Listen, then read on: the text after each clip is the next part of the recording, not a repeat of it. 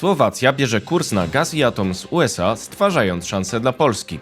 Europejska stal apeluje o ratunek. Rosję może czekać nowy kryzys paliwowy, który ta próbuje ukryć wobec rozmów o rozejmie energetycznym.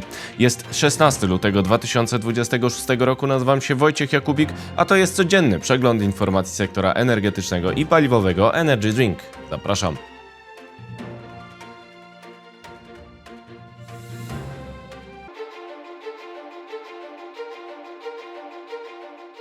Partnerem kanału Energy Drink jest Orlen.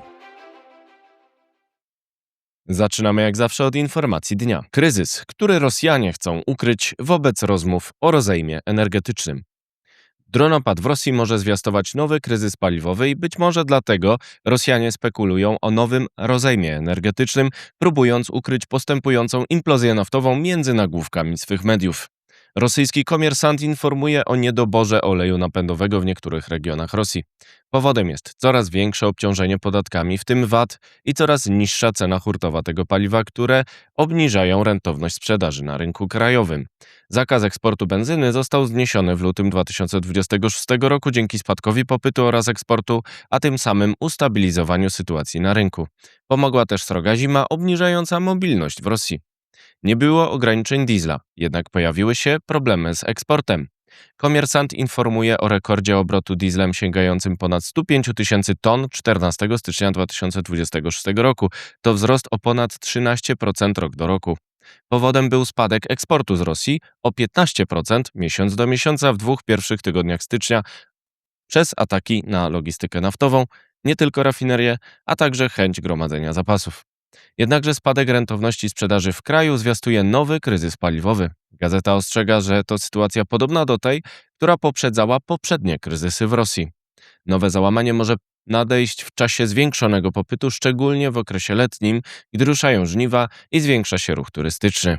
Po raz pierwszy od stycznia 2024 roku producentom diesla w Rosji bardziej opłaca się eksport paliwa od jego sprzedaży w kraju.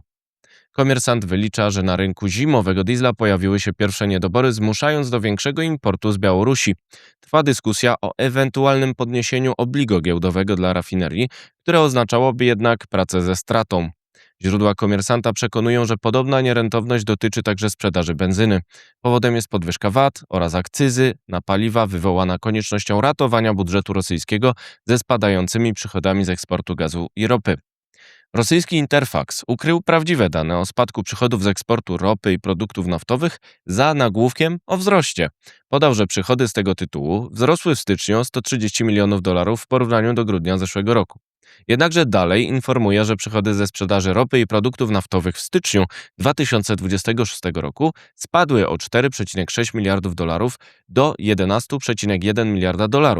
Interfax tego nie podaje, ale te dane oznaczają spadek o 38%.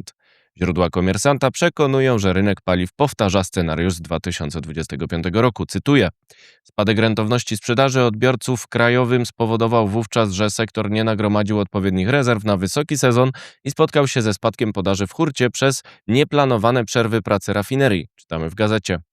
To żargonowe określenie na uszkodzenia rafinerii utrudniające ich przerób. Podcast Energy Drink informował, że ataki dronów Ukrainy na rafinerie rosyjskie są coraz intensywniejsze w lutym, po tym jak wygasł tzw. rozejm energetyczny wynegocjowany z udziałem USA na tydzień do 1 lutego.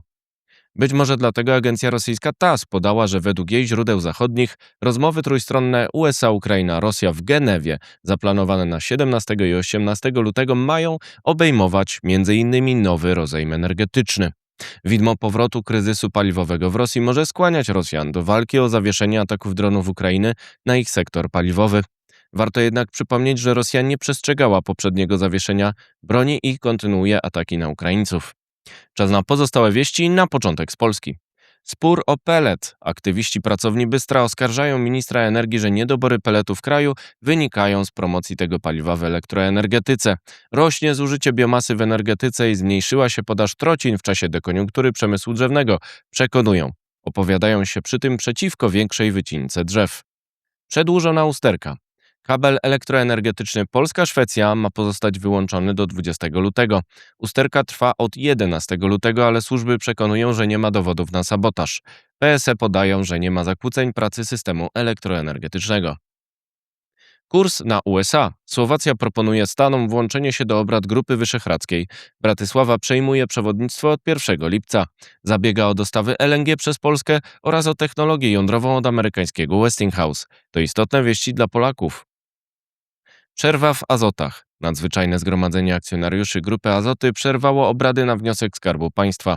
Według WNP rząd ma ponownie ocenić możliwość emisji 600 milionów akcji tej spółki dotkniętej problemami ekonomicznymi. Teraz wieści z Europy. Apel o ratunek. Europejskie Stowarzyszenie Producentów Stali Eurofer ostrzega, że wysokie koszty energii elektrycznej blokują inwestycje. Domagają się obniżki cen energii do poziomu sprzed kryzysu energetycznego. Podpisali odezwę z Antwerpii, wzywającą do interwencji przed nieformalnym spotkaniem Rady Europejskiej. Cui bono. AfD w Niemczech protestowała przeciwko zaproszeniu prezydenta Ukrainy na konferencję bezpieczeństwa w Monachium. Przekonuje, że są dowody na odpowiedzialność Kijowa za atak na, cytuję, niemiecką infrastrukturę, jak nazywa gazociąg rosyjskiego Gazpromu Nord Stream 2. Gra o Szwed. 17 lutego spotka się grupa robocza do spraw przyszłości rafinerii Szwed. Rosyjski Rosneft objęty sankcjami USA utrzymuje 54% akcji, a wyłączenie spod ich obowiązywania wygasa 29 kwietnia. Trwają rozmowy o derusyfikacji. Zatrzymanie ministra. Były minister energetyki German Galuszczenko został zatrzymany przez służbę antykorupcyjną Ukrainy NABU przy próbie przekroczenia granicy koleją. Jest zamieszany w proceder łapówek za udział w projektach jądrowego Energoatomu. Jeszcze wieści ze świata. Ataki trwają. Dronopad Ukrainy dosięgnął podstacji elektroenergetycznej pod Briańskiem w Rosji, wywołując lokalny blackout. Ukraińcy zaatakowali także terminal paliwowy Wolna w kraju krasnodarskim.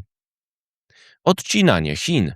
Po tym jak USA ograniczyły eksport ropy Wenezueli do Chin, Donald Trump i Benjamin Netanyahu mieli według Axios zadeklarować maksymalną presję na Iran, by ten nie słał baryłek do państwa środka.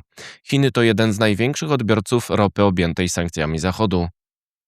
Odporność na mrozy. Nowa bateria litowo-jonowa opracowana przez naukowców Instytutu Fizykochemii Dalian w Chinach utrzymała 85% pojemności po 8 godzinach w temperaturze minus 33 stopni Celsjusza. To szansa na zwiększenie odporności magazynów energii na mrozy. Napięcie rośnie. Źródła Reutersa przekonują, że potęgi naftowe OPEC+, w tym Arabia i Rosja, mogą zwiększyć podaż ropy na spotkaniu 1 marca w odpowiedzi na wzrost jej wartości wobec napięć politycznych. Ropa Brent kosztuje około $67 za baryłkę. To wszystko w materiałach przygotowanych dzisiaj, następna oczywiście już jutro, więc zapraszam Państwa serdecznie. Do zobaczenia, do usłyszenia.